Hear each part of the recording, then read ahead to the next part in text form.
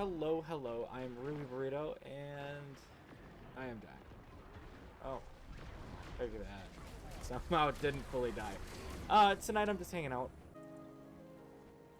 I'm just playing some Silverwastes tonight.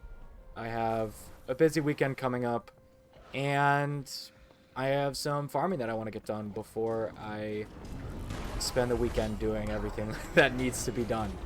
I feel like a lot of people out there know how that goes. So I'll just be doing some metas, doing some Silverwastes, hoping to spawn specifically the legendaries that I need for the achievements that I want. Other than that, hoping for obby shards and just getting some XP and some gold.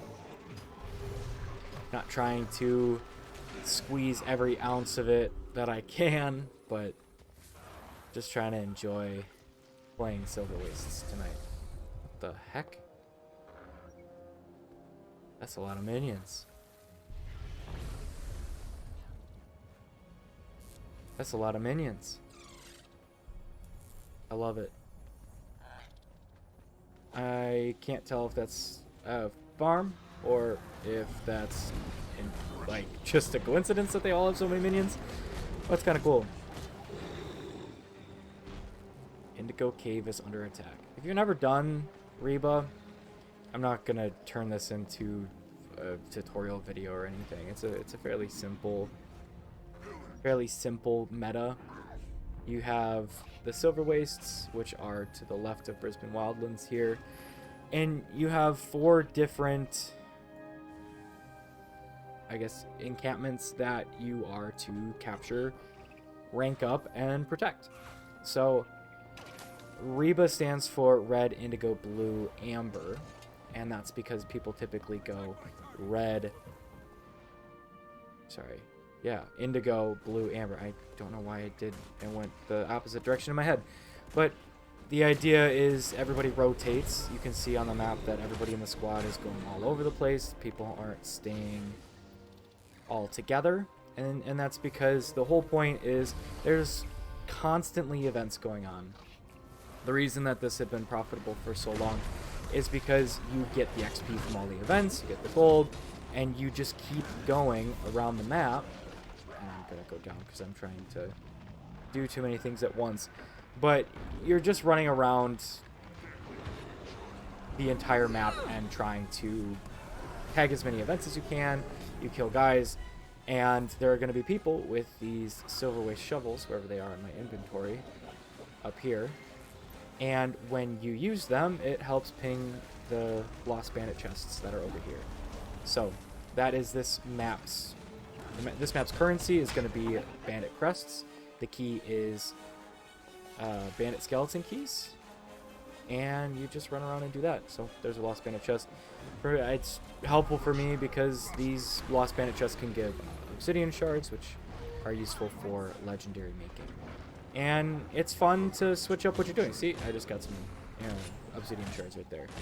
So you hold it until you get the preparations complete, and then there's a boss that spawns at each of the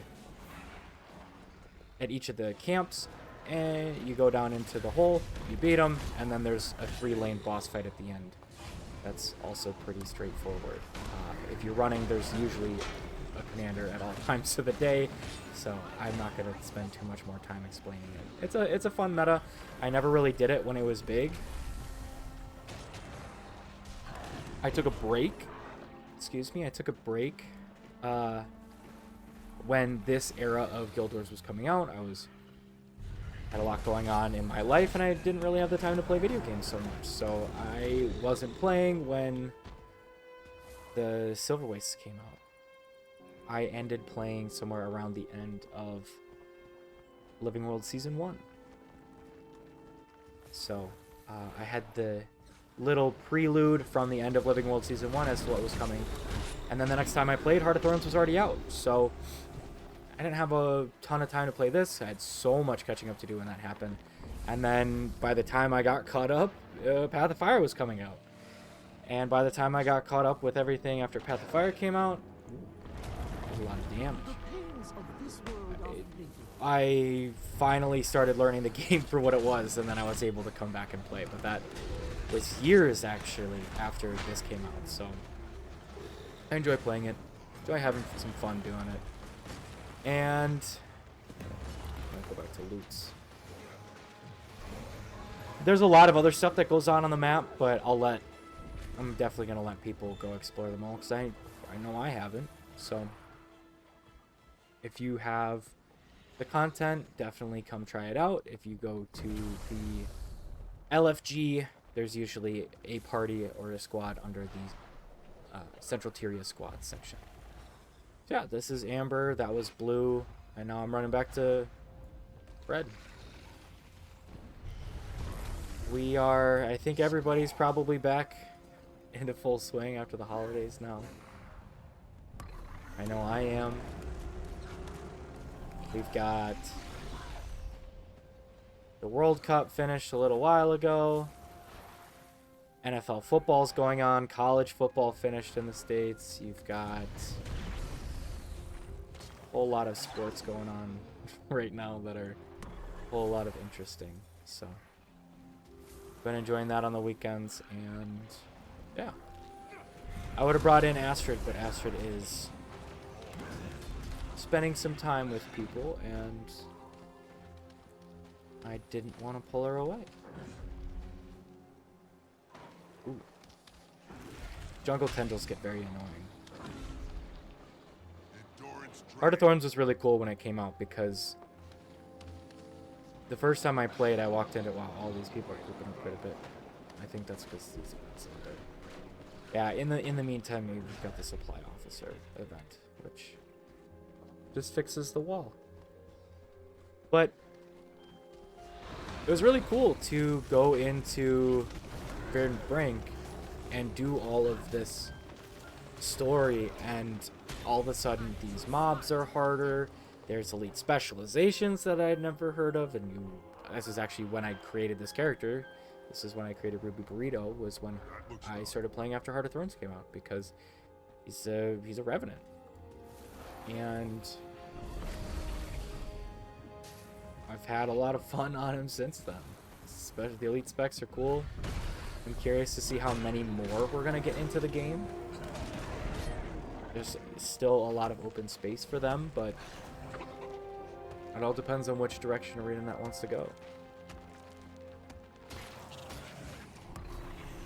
We do not have any more information yet from them as to the next Living World season, but today is Thursday, January 5th.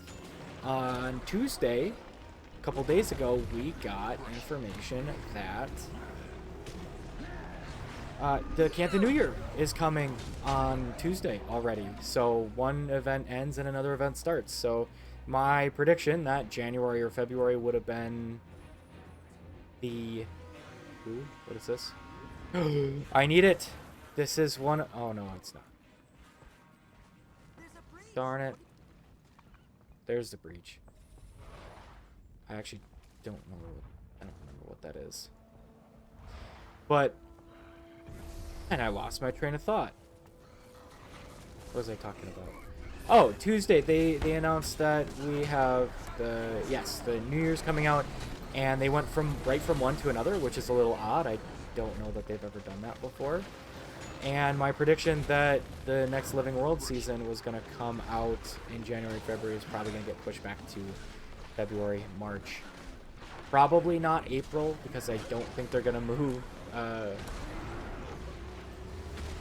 don't think they're going to move Super Adventure Box. Man. Been a long week. I don't think they're going to move that to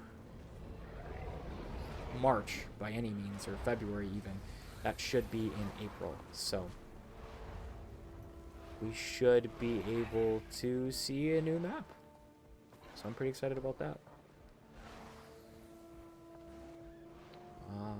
Blue is behind. There just might not have been anybody around. Who do we got?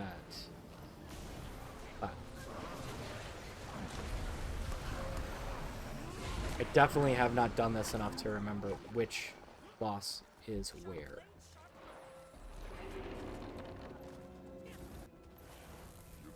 Now, This is one lane.